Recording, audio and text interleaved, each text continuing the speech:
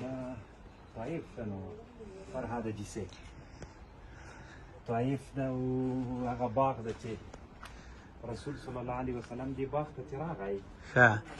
بیا دوی چې په تیږه وویسته بیا نبی علیه السلام دغه د عتبه باغ و ده دلته نبی علیه السلام راغی ډېر غمجن و داسې غم ورسره و غلی ناست و د عداس انصاري و دا د عتبه غلام و ده بیا نبی علیه السلام ته انګور راوړل نبی علیه السلام ډېر ښه اخلاق ورسره وکړل الله عز وجل د ده ایمان نصیب کړ نو دغه جومات چې دا اوس مو مونځ پکې وکړو ناوخته ده د شپې دا تقریبا 10 بجې دا د عداس رضی الله د عداس بیا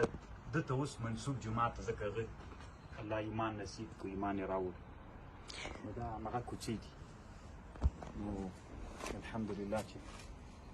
د شپې 10 بجې موږ تاسو نصیب زه تاسو سره د الله ډېر ښه وکړي چې موږ دلته راوستو د کوټه کې هم ٹھیک